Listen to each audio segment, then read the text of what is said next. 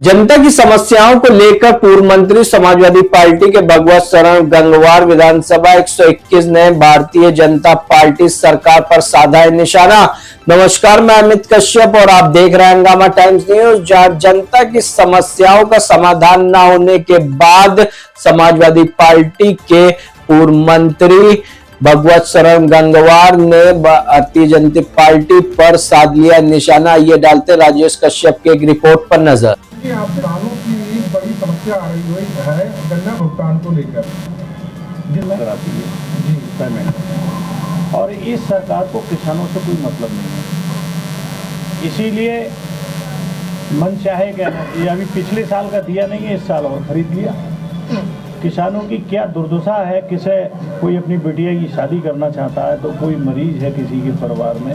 बहरहाल पैसे की बहुत ज़्यादा ज़रूरत है किसानों को, और फैक्ट्री वाले नहीं कर रहे हैं। हमने इस संबंध में अधिकारियों से पहले भी बात की थी। हम पिछली तारीख को 5 जनवरी को आए थे, तो अभी हम ज्ञापन हमने टाइप करवा लिया था SDM के लिए कि अगर इन्हें इतने दिन में नहीं दिया तो हम आंदोलन करेंगे, और फिर उसमें आप ये नहीं कहेंगे आप क्या कर रहे हैं। मंत्री जी, मैं जानना चाहूँगा कि भारतीय जनता पार्टी के जो प्रदेश के मुखिया माननीय योगी आदित्यनाथ जी हैं, जब इलेक्शन हुआ था उसमें विधानसभा के इलेक्शन के दौरान उन्होंने ही घोषणा की थी किसानों का भुगतान 14 दिन के अंदर किया जाएगा। लेकिन टाइम में सरकार बीजेपी की है, केंद्र में भी बीजेपी की है, राज्य में भी बीजेपी की है। इसके बाद भी इधर दूसरी तरफ उन्हीं के नेताओं का कहना है कि हम अपने वादे पे खरे उतर रहे हैं। इस पर आप क्या कहना चाहते हैं? नहीं, ये तो आप देखिए कि वादे पर कितने खरे उतर रहे हैं और कितने काम करवा दिए। लगभग 7-8 साल हो गई, 8 साल हो गए सरकार को। सरकार का कोई नवाबगंज में जरा नेता जो बाद में इनकी सरकार में मरम्मत होती रही तो पूरे नवाबगंज की सड़कों की दुर्दशा होती। इनका कोई काम नहीं है। इनका काम यह है कि किस तरीके से सरकार चलाई जाए, और उस सरकार को चलाने में इनके एक बड़े नेता ने एक बात कही थी कि यदि कभी सत्ता हाथ लगे तो देश की धन संपत्ति, जंगल जमीन, बड़े बड़े प्रतिष्ठान, यानी जितना भी दे सकते हो अपने 10-20 धनी विश्वसनीय धनी लोगों को सौंप दो, और 95% जनता को भिखारी बना दो, तो 7 जन्मों तक सरकार रहेगी। ये स्टेटमेंट मैंने बहुत पहले भी एक बार दिया था आप लोगों के लिए। उस पर भारतीय जनता पार्टी के नेताओं ने और यहाँ के भी एक बड़े नेता ने मेरे ऊपर कमेंट किया था कि हम इनके खिलाफ मानहानि का मुकदमा करेंगे, लेकिन हम इंतजार करते रहे, मुकदमा आए लेकिन कुछ नहीं हुआ। तो इनका तो एक ही है कि सत्ता कैसे रखी जाए, और उस सत्ता के लिए बेईमानी का आलम ये है, यानी कुंभ को व्यापार का अखाड़ा बना दिया। जिस दिन ये भगदड़ मची है, लोग मरे हैं, जहाँ हजारों की तादाद मरे, केवल 30 दिखाए।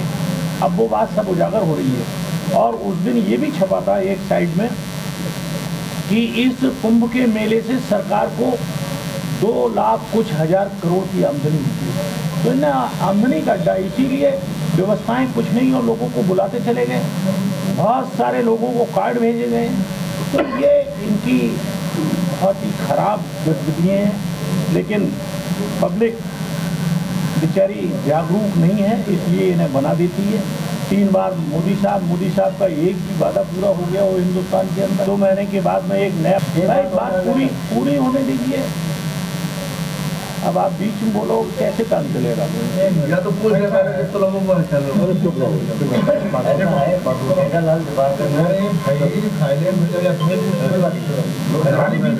यार, राष्ट्रीय और प्रदेश की बातें हो रही, तुम कहाँ कहना चाहिए नवाबगंज नगर की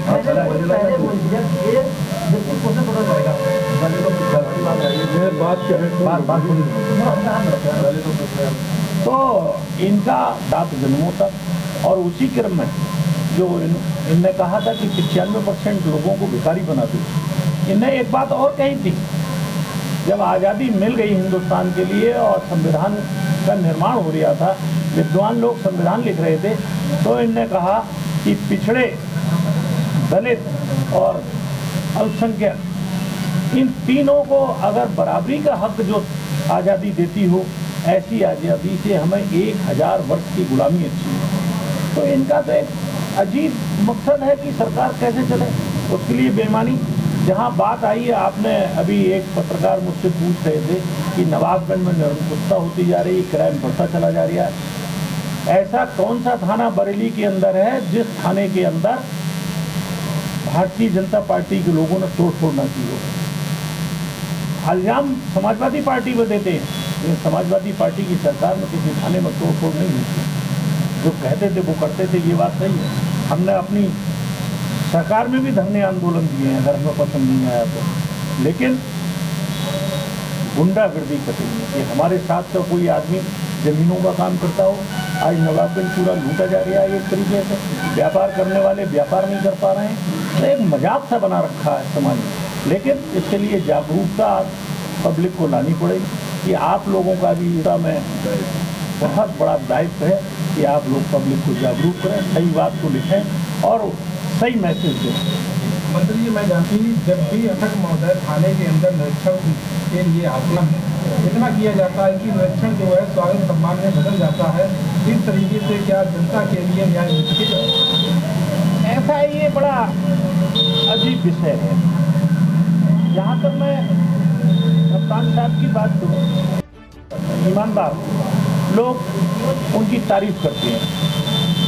स्वागत और सम्मान इस लिहाज से किया जाए कि एक अच्छे आदमी का स्वागत और सम्मान कर रहे हैं, लेकिन यहाँ जो स्वागत सम्मान होता है वो चाटबारता और चापलूसी के लिए किया जाता है, चापलूसी के लिए। और उस जब चापलूसी होगी तो जो स्वागत करने वाले हैं वही तो लूटने वाले हैं। ये क्यों भूल जाते हैं?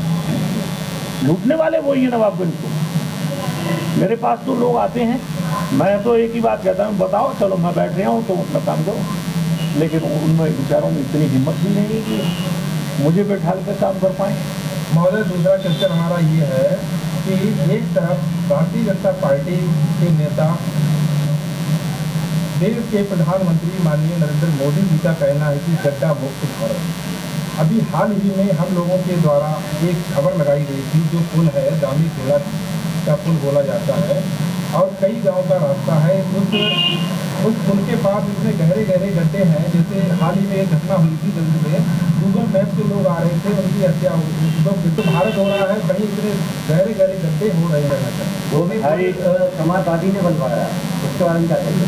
ये विषय नहीं है कि किसने बनवाया, जिसकी सरकार होती है वो काम करता है। और हमने इतने काम किए कि पूरे नवाबगंज में कहीं कुछ होना, वैसे तो ये है कि पैसा ज़्यादा हो, एक जोड़ कपड़े तो 10 जोड़ खरीद लो, तो 10 वो तो एक अलग विषय है, लेकिन कहीं कोई काम होने को परेशानी, काम ना होने की वजह से परेशानी नहीं है। और जहाँ तक गड्ढों की बात है महोदय, तो मेरा बड़ा साफ कहना है, मैं नहीं कह रहा हूँ, पूरे उत्तर प्रदेश में चर्चा है कि जो PWD का मिनिस्टर था मिस्टर जितिन कुमार जी, वो 1300 करोड़ रुपए गड्ढों का जो निकाला, एक गड्ढा नहीं फटा और वो सब खा गए वो सरकार में। और उसने इलेक्शन लड़ लिया, जितिन कुमार ने लड़ा पीलीभीत का इलेक्शन, तो कैसे गड्ढा भरे जाएंगे? और ये कोई मैं नहीं कह रहा हूँ, पूरनपुर की मीटिंग में अखिलेश यादव ने कही, जो कभी गलत बात नहीं बोलते। मैं इसलिए जब पैसा गड्ढों का सब सरकार निकाल लेगी, काम नहीं कराएगी, तो उससे कोई पूछने वाला था नहीं। सारे ठेकेदारों से एडवांस में पेमेंट दे दिया और सब को उल्टा वापस ले लिया, तो गड्ढे कैसे, लोग मरेंगे ही। महोदय, प्रदेश के मुखिया योगी आदित्यनाथ जी का कहना है कि जीरो टॉलरेंस नीति के अनुसार उत्तर प्रदेश के अंदर विकास कार्य कराए जा रहे हैं। भाई बिल्कुल सही बात है, हो सकते हो रहे हो, लेकिन कहीं नवाबगंज में कुछ दिखाई दे रहा है कि बरेली में कोई काम होता वो दिख रहा है। कोई इंटर कॉलेज बनवा दिया हो, डिग्री कॉलेज और यूनिवर्सिटी की तो बात अलग है, कहीं मेडिकल कॉलेज बनवा दिया हो, कहीं PGI बनवा दी हो।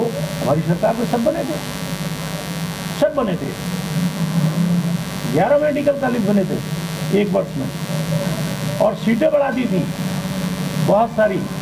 अब सुना जा रहा है इस बजट में मोदी ने जो अभी दिल्ली में बजट प्रस्तुत किया है कि उसमें कुछ सीटें बढ़ाई, पूरे देश के अंदर 100 सीटें ना, 1100 सीटें, गलत हो गई, 1100 सीटें। अब जैसे क्या संदेश देना चाहते हैं? नवाबगंज के लोगों को, उनके बेटी बेटों को जागरूक करने के लिए नवाबगंज ने इतने स्कूल बनवाए, इंटर कॉलेज, डिग्री कॉलेज, लड़कियों के कॉलेज, DTI और बहुत सारे हैं कहना चाहिए। पूरे उत्तर प्रदेश में सबसे ज़्यादा बेसिक एजुकेशन के 5वें से 8वें तक का स्कूल सबसे ज़्यादा है उत्तर प्रदेश में नवाबगंज में। सोच एक ही थी कि जिस परिवार का बेटी और बेटा पढ़ जाए तो वो परिवार संपन्न हो जाता है, वो समाज संपन्न हो जाता है, वो इलाका संपन्न हो जाता है, जागरूकता आ जाती है।